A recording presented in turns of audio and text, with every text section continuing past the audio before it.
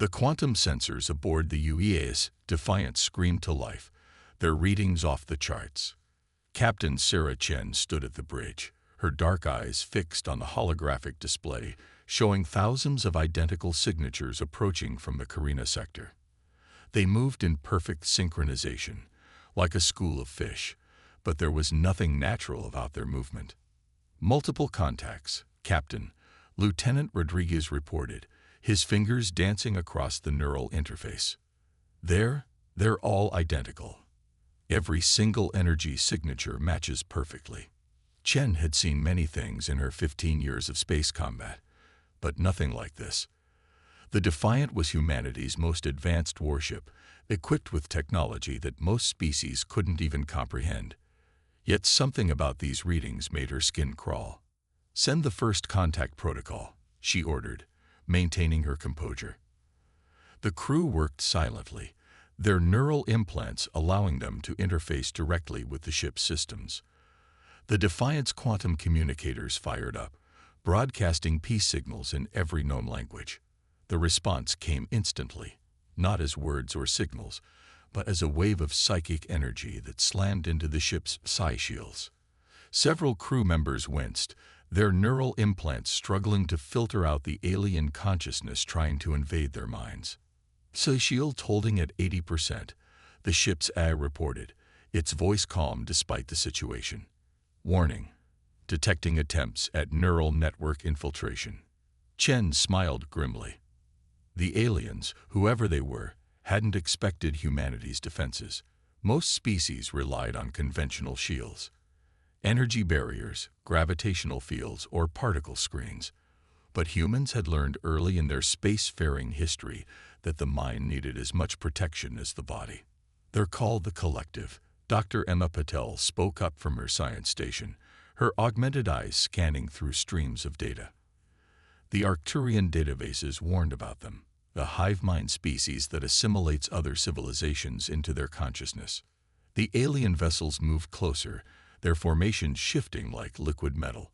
They were beautiful in a terrifying way, perfect crystalline structures that reflected the light of distant stars. "Captain," Rodriguez called out, his voice tense. "They're charging weapons."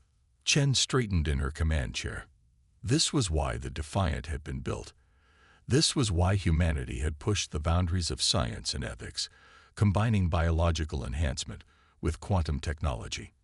They weren't just fighting for survival. They were fighting for the right to remain individuals. "Deploy the neural disruptors," she ordered. "Full spectrum. Let's show them why forcing unity upon others is a bad idea." The Defiant's unique weapons came online, not conventional energy weapons or mass drivers, but something far more sophisticated. Quantum fields designed to disrupt psychic links, to create chaos in perfect order. The Collective ships fired first, their energy beams converging on the Defiant's position. But the human vessel was ready. Its quantum shields absorbed the attack, converting the energy into fuel for its own systems, another human innovation that had taken decades to perfect. Then the Defiant struck back. The neural disruptors fired, invisible waves of quantum energy targeting the psychic links between the Collective ships. The effect was immediate and dramatic. The perfect formation broke apart as confusion spread through the hive mind. "It's working," Paddle reported, excitement in her voice. "Their neural network is destabilizing. The individual ships are losing their connection to the greater consciousness." Chen watched as the mighty Collective fleet began to break apart, their perfect synchronization shattered by humanity's understanding of consciousness itself. But she knew this was just the beginning.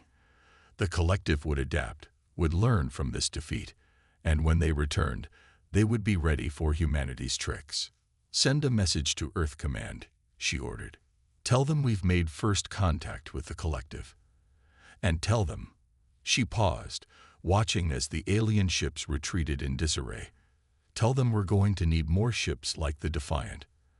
As the Collective vessels disappeared into faster-than-light travel, Chen couldn't help but feel a mix of pride and concern. Humanity had won this first encounter, but they had also revealed their hand. The next battle would be harder, and the stakes would be even higher. "Dr. Patel," she called out, "I want everything you can find about the collective. Their history, their technology, their psychology. If they're going to try to assimilate us, we need to understand exactly what we're dealing with." The crew worked with renewed purpose, their neural implants processing data at superhuman speeds. They had achieved something remarkable today. They had proven that humanity's path of embracing technology while maintaining individuality was not just valid, but powerful. The Defiant hung in space, its quantum systems humming with energy. The first battle was over, but the war for consciousness had just begun. And humanity, with its unique blend of technological innovation and fierce individuality, would be at the forefront of this fight. In her quarters later, Chen reviewed the battle data. The collective's attack pattern had been perfect, their coordination flawless, but that had been their weakness. Perfect unity meant perfect vulnerability to the right kind of attack. Humanity's chaotic nature, their stubborn individuality, had proven to be their greatest strength. The quantum sensors continued their silent watch, ready to alert them if the collective returned. But Chen knew they would need more than just technology to win this war.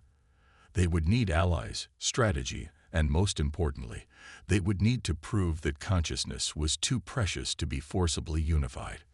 The battle for the future of consciousness had begun, and humanity was ready to fight. 3 days after the first encounter with the collective, the UES Defiance Neural Laboratory hummed with activity. Dr. Emma Patel stood surrounded by holographic displays showing brainwave patterns unlike anything humans had ever encountered.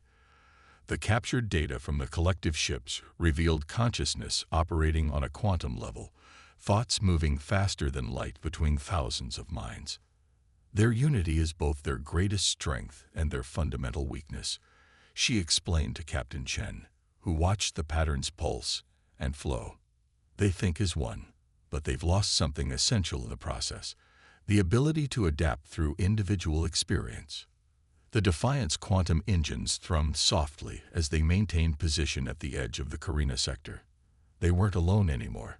3 more human vessels had joined them, each equipped with modified versions of the neural disruptors that had proved so effective in the first encounter.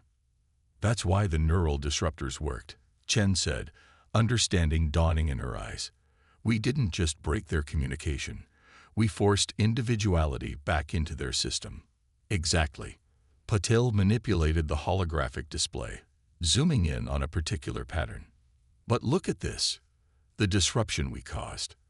They're already developing countermeasures. The hive mind is learning." Before Chen could respond, the ship's AI cut in. Multiple quantum signatures detected. Collective vessels approaching from 3 vectors. Chen rushed to the bridge, Patel close behind. The tactical display showed a sight that made her blood run cold. Not thousands of ships this time. Tens of thousands, arranged in a 3-dimensional lattice that seemed to bend space itself. "They've adapted their formation," Rodriguez reported from his station. "The neural links between ships they're encrypted now. Quantum locked." Chen's mind raced. The collective had learned from their defeat, had found a way to protect their unity. The neural disruptors that had worked so well before might be useless now. "All ships, battle stations," she ordered. "But hold your fire. Let's see what they've learned." The collective fleet approached with the same eerie grace as before, but there was something different about their movement. It was less rigid, more fluid.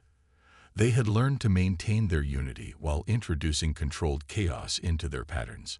The first attack came not as energy weapons or psychic assault, but as a virus, a quantum code that slipped through the smallest gaps in their defenses, targeting the neural implants that connected human crews to their ships. "Neural networks under attack," the ship's AI reported. "Unknown quantum algorithm attempting to rewrite neural pathways." Crew members throughout the ship cried out as their neural implants sparked and burned. But instead of shutting down their implants, Chen did something unexpected. "Dr. Patel, initiate Protocol Omega," she ordered. "Let them in." Patel's eyes widened, but she understood. They had prepared for this. The neural implants weren't just tools for interfacing with the ship. They were traps designed to capture and analyze any attempt at neural infiltration. As the collective's virus invaded their systems, it encountered something it had never faced before: controlled chaos. Each human mind connected to the ship's network was thinking differently, processing the viral attack in unique ways. There was no pattern to break, no unity to disrupt. Collecting viral data, Patil announced, her augmented eyes racing across streams of information. Their code. It's beautiful. They're not trying to destroy our consciousness. They're trying to optimize it. Chen watched as the battle unfolded across both physical and neural space. The collective ships fired their energy weapons, but the human vessels responded with perfect coordination despite their individual chaos. Each captain made their own decisions, but those decisions flowed together in a dance of controlled disorder. They don't understand, Chen realized.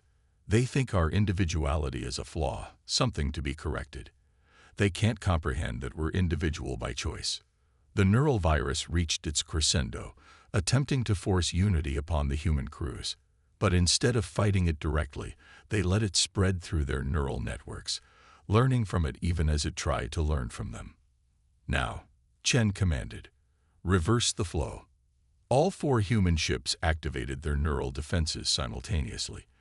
But instead of disrupting the collective's unity, they sent back something else: the experience of individuality.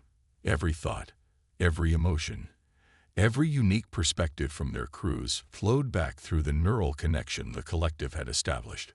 The effect was devastating. The perfect lattice of collective ships broke apart as thousands of minds experienced individual consciousness for the first time in countless generations. Some ships simply shut down. Others flew in random patterns, while others began to attack their own fleet. Their network is collapsing, Patil reported, her voice filled with a mix of awe and horror. The viral attack wasn't just a weapon. It was their attempt to understand us. And now they're understanding too much, too quickly, Chen finished. The tactical display showed the massive collective fleet dissolving into chaos as unity fought with newly awakened individuality. Captain, Rodriguez called out, I'm detecting escape vectors. They're retreating.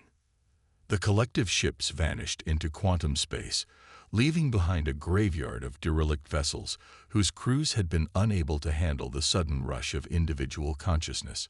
Chen ordered rescue operations for any survivors, knowing that they would need help adjusting to their new state of being. We didn't just defend ourselves, Patil said quietly, studying the aftermath. We showed them another way to exist. The question is, what will they do with that knowledge?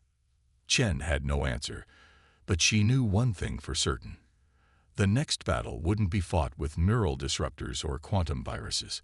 It would be fought with ideas, with the very concept of consciousness itself at stake. Send word to Earth, she ordered. Tell them we need to prepare for something bigger than war. We need to prepare to defend not just our bodies or our minds, but our very way of thinking. As the human ships began their rescue operations, the quantum sensors remained fixed on the direction the collective had fled. They would return, Chen was certain of that. And when they did, the real battle would begin, not for territory or resources, but for the future of consciousness itself. The grand chamber of the galactic conclave buzzed with tension as representatives from 12 spacefaring civilizations gathered for an emergency session.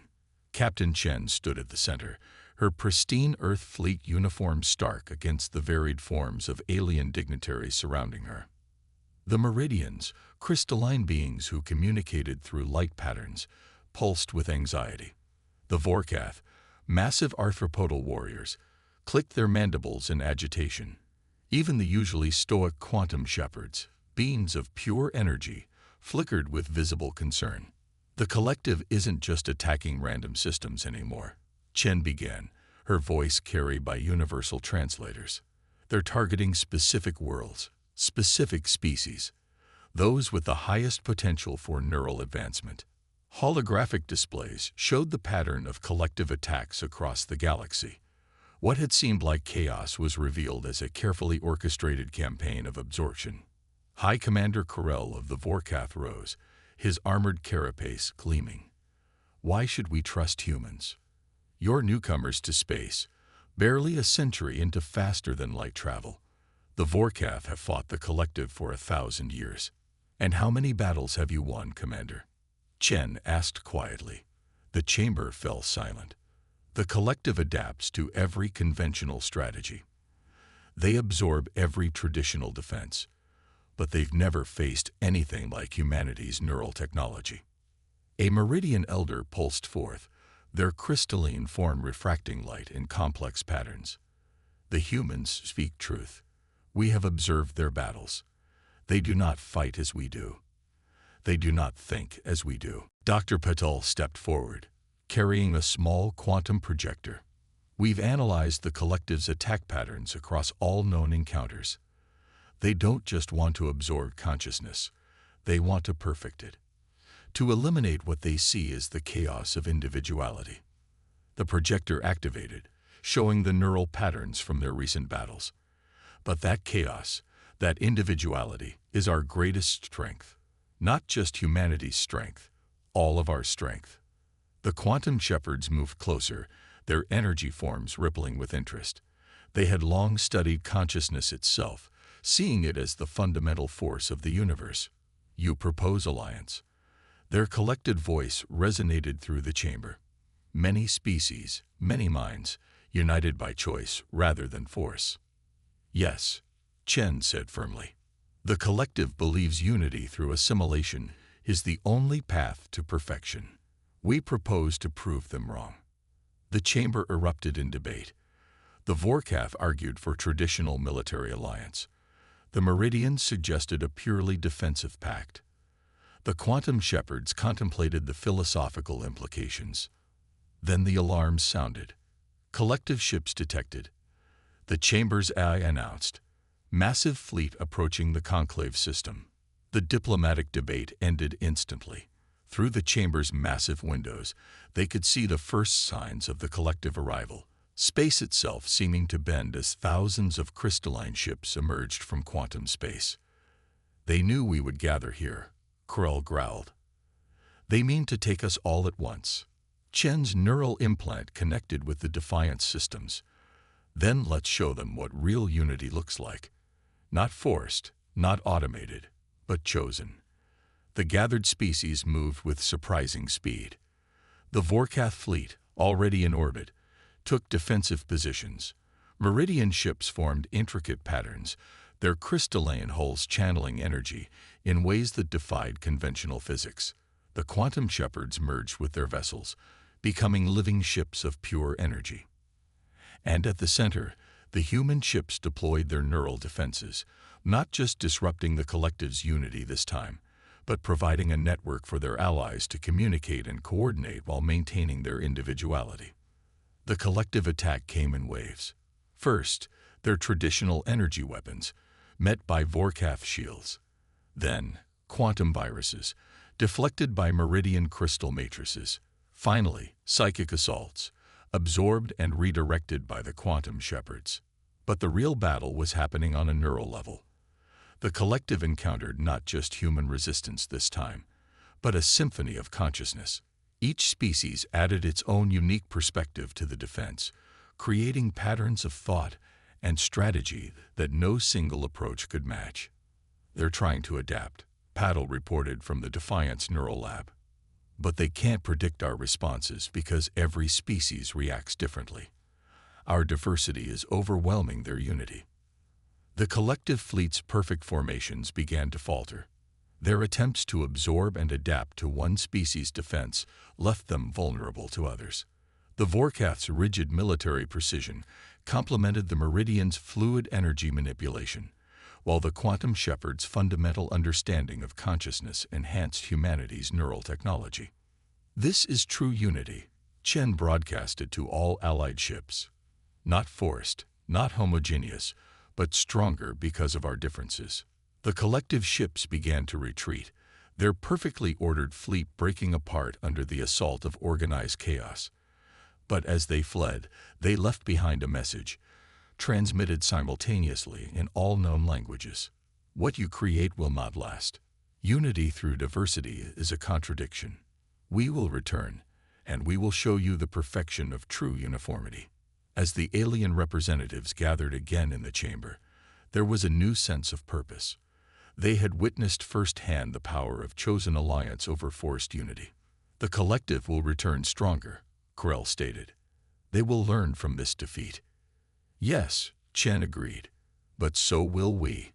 And we'll have something they can never understand. The strength that comes from choosing to work together while remaining true to ourselves. The alliance was formalized that day, not through traditional treaties or political maneuvering, but through a shared understanding. The collective sought to perfect consciousness by eliminating diversity. This alliance would prove that consciousness reached its highest potential through the very chaos and individuality the collective sought to destroy. As the representatives dispersed to prepare their civilizations for the coming war, Chen knew they had changed the game.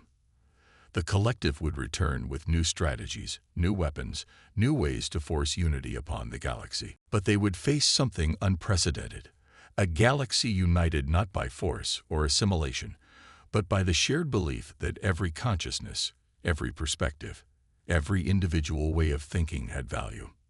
Deep within the UES Defiance Quantum Lab, Dr. Emma Patel stood before a holographic representation of consciousness itself. The combined knowledge of humanity and their new allies had revealed something extraordinary. The collective's hive mind operated on principles of quantum entanglement previously thought impossible. Their entire consciousness network is quantum-locked, she explained to the gathered representatives of the Alliance. Every mind in their collective exists in a state of perfect quantum coherence. It's beautiful in a terrifying way. Captain Chen watched as the hologram shifted, showing the intricate web of quantum connections that bound the collective together. The quantum shepherds hovered nearby, their energy forms resonating with understanding. What you propose, they communicated, violates fundamental laws of quantum mechanics. Exactly, Patel smiled. The collective achieved the impossible by forcing quantum coherence across light years. We're going to achieve the impossible by breaking it. The Vorkath commander Corell stepped forward, his armored form casting shadows in the lab's blue light. Explain this plan in terms a warrior can understand. Chen took over. The collective maintains control through perfect quantum synchronization. Every mind, every ship, every weapon operates as one. But quantum states are fragile. What if we could introduce a cascade of quantum uncertainty into their network? The Meridian representatives pulsed with excitement, their crystalline forms refracting light in complex patterns. They understood better than most the delicate nature of quantum systems. The physics are sound, Patel continued, but we need something they won't expect, something they can't adapt to. She paused, looking at each alien representative in turn. We need to quantum entangle the consciousness of every species in our alliance. The chamber erupted in discussion. The Vorkath clicked their mandibles in concern. The Meridians flickered with uncertainty, and even the quantum shepherds pulsed with surprise. Not a hive mind, Chen clarified quickly. Nothing like the collective. Each consciousness would remain distinct, individual. But for a fraction of a second, we would all be quantum-linked. The sheer diversity of our combined consciousness would shatter their perfect coherence. Corell's massive form shifted. You ask us to trust human technology with our very minds. No, Patel replied. We ask you to trust each other. The quantum link will be created using meridian crystals, stabilized by quantum shepherd energy matrices, and protected by Vorkath shielding technology.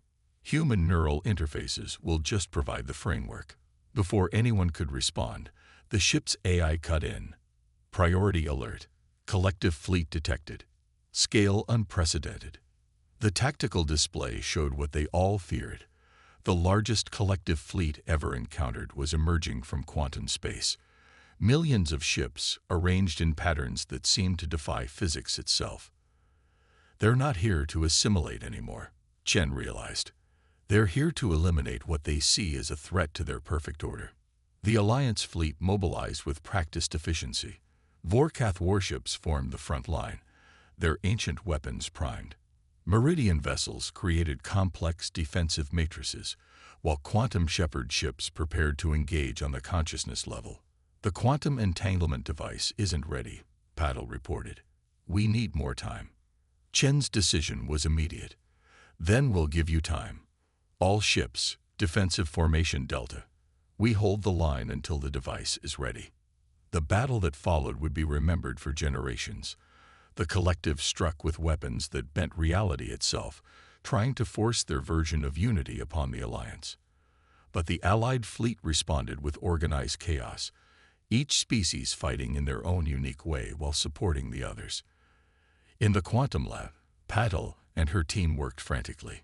Meridian crystals hummed with power, their lattices realigning to accommodate the impossible quantum configurations they were attempting to create. Quantum shepherds poured their fundamental understanding of consciousness into the device, while Vorkath energy cores provided the raw power needed. Direct hit. The ship rocked as collective weapons found their mark. Shields at 40%. The device is ready, Patel announced. But there's something I didn't tell you. To initiate the quantum cascade, one consciousness needs to directly interface with the collective. We need a volunteer. Chen stepped forward without hesitation. I'll do it. Sarah, no, Patel protested. The neural feedback could be fatal. We're out of options. Chen removed her command insignia, handing it to her first officer. Besides, humans are supposedly too chaotic, too individual to properly interface with the collective. Let's use that to our advantage. The quantum device powered up as Chen connected her neural implants to the system. Meridian crystals pulsed with impossible energies. Quantum shepherd matrices stabilized the reality-bending fields. Vorkath shields protected the delicate quantum states. Alliance fleet, this is Captain Chen. Prepare for quantum synchronization. Remember, embrace your individuality. Let them feel what makes each of us unique. The device activated. For a fraction of a second, every consciousness in the Alliance fleet was quantum entangled, not unified like the collective, but linked while maintaining their distinct natures. Through Chen's neural connection, this chaos of diversity was channeled directly into the collective's perfect quantum network. The effect was catastrophic. The collective's quantum coherence shattered as millions of individual perspectives crashed through their network. Ships lost their perfect synchronization. Weapons fell silent. The vast fleet began to break apart. But Chen wasn't done. Through the quantum link, she broadcast a message to every mind in the collective. Unity is meaningless without choice. Perfection without diversity is stagnation. Choose to be individuals. Choose to be free. The collective fleet's response was unprecedented.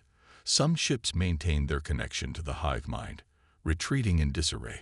Others broke free entirely, their crews experiencing individual consciousness for the first time in generations. Still others simply shut down, overwhelmed by the sudden flood of diversity. When the quantum link finally collapsed, Chen was found unconscious but alive.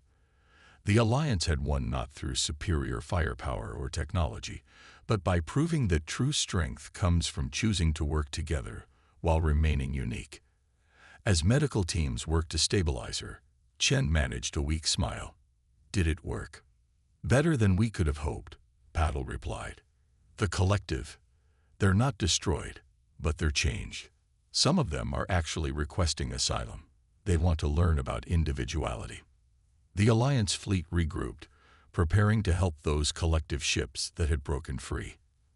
They had won more than a battle. They had proven that consciousness reached its highest potential not through forced unity, but through the beautiful chaos of diversity. 1 month after the quantum gambit, the UES Defiant orbited a remarkable sight, a collective installation that had voluntarily opened its doors to the Alliance. Captain Chen, still recovering from the neural feedback of the quantum link, stood on the observation deck with Dr. Patel and representatives from each allied species. The installation was transforming before their eyes. Its once uniform crystalline surface now displayed patches of individualized patterns, like a living artwork expressing countless personal stories. Former collective drones were learning to think independently while maintaining their technological advancement. They're evolving, Patel observed, studying the neural readings, not just breaking free from the hive mind, but creating something entirely new. A network of individual minds choosing to share thoughts while maintaining their unique identities. The quantum shepherds pulsed with excitement. We observe fundamental shift in consciousness paradigm. Neither forced unity nor complete individuality. New form of existence emerging. Commander Corell of the Vorkath watched with his species equivalent of amazement. In 1,000 years of fighting the collective, we never imagined this outcome. We thought victory meant destruction. Sometimes the greatest victory is showing your enemy a better path, Chen replied, though she knew the war wasn't entirely over. While many collective installations had followed this one's example, others had retreated deeper into space, clinging to their belief in forced unity. A group of former collective beings approached the observation window. They were humanoid in basic form, but their bodies shimmered with quantum energy. Each one now displayed unique patterns, subtle variations that marked them as individuals. One stepped forward, introducing herself, a concept that would have been meaningless to her a month ago. I am Nexus 147. No, I am Zara. We have been studying your alliance. Your victory was not just in the quantum cascade, but in showing us what we had lost. Chen nodded. The ability to choose, to disagree, to see the universe through billions of different perspectives rather than a single unified view. Yes, Zara agreed. We thought perfection meant eliminating chaos. Now we understand that chaos, diversity, is essential for growth, but we need your help to find balance. The Meridian representatives pulsed in complex patterns that translated as both agreement and warning. Balance is crucial. Too much unity leads to stagnation. Too much division leads to conflict. The path forward lies between. Patel's neural interfaces picked up fascinating data from the transformed collective beings. They're developing the new form of quantum network. Instead of forcing synchronization, it adapts to each individual's natural quantum state. It's like quantum democracy. The implications were staggering. The very beings who had once sought to eliminate individuality were now pioneering new ways to preserve and enhance it. Their technological advancement, once directed toward forced unity, was being redirected toward supporting diversity. But the mood turned serious as the ship's AI reported detection of quantum disturbances from deep space. The remaining collective hardliners were not idle. They were adapting, evolving in their own way, preparing to prove that their path of forced unity was superior. They will return, Zara warned. Those who still believe in absolute unity see this transformation as corruption. They will try to purify us all. Chen's expression hardened with determination. Then we'll be ready, not just with weapons and shields, but with proof that consciousness evolves best through choice and diversity. The alliance had grown stronger. The Vorkath had learned to temper their warrior instincts with diplomacy. The Meridians had expanded their crystalline technologies to support individual expression. The quantum shepherds had discovered new dimensions of consciousness through interaction with diverse species, and humanity's role had evolved as well. They were no longer just the upstart species with surprising neural technology. They had become bridge builders, showing that technological advancement didn't have to come at the cost of individuality. We're establishing educational exchanges, Patel reported enthusiastically. Former collective scientists working with researchers from every allied species. The quantum breakthroughs alone are revolutionary, but the cultural exchange might be even more valuable. The observation deck fell quiet as a group of young collective children passed by, the first generation to be born with individual consciousness. They moved with a mix of their species' natural grace and the unpredictable energy of youth, each displaying unique quantum patterns. That, Chen said softly, is what we were really fighting for. Not just survival, but the right of every consciousness to develop in its own way.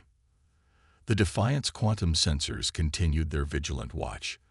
The hardline collective forces would return, perhaps with new weapons, new strategies, new ways to try to force their vision of perfection on the galaxy. But they would face something unprecedented. An alliance that had proven diversity was not a weakness to be eliminated, but a strength to be celebrated. As the transformed collective installation sparkled with the quantum signatures of countless individual minds choosing to work together, Chen reflected on how far they'd come. Humanity had entered the galactic stage as newcomers, faced a threat that seemed unstoppable, and discovered that their greatest strength lay not in their technology, but in their unwavering belief in the power of individual choice. The next evolution of consciousness was beginning, not through force or assimilation, but through the voluntary sharing of perspectives across species and cultures. The future would bring new challenges, new conflicts, new attempts to impose unity over diversity. But the alliance stood ready, proving with every passing day that the most powerful force in the universe was not perfect synchronization, but the beautiful chaos of billions of minds choosing to work together while remaining uniquely themselves. The real evolution, Chen mused, watching the transformed collective children play, wasn't in breaking free from the hive mind. It was in learning to connect with others while staying true to ourselves. The stars sparkled beyond the observation window, each one unique, each one part of the greater cosmic dance. Just as every consciousness in the alliance now shone with its own light while contributing to something greater than itself, not through force, not through assimilation, but through the most powerful force of all, choice.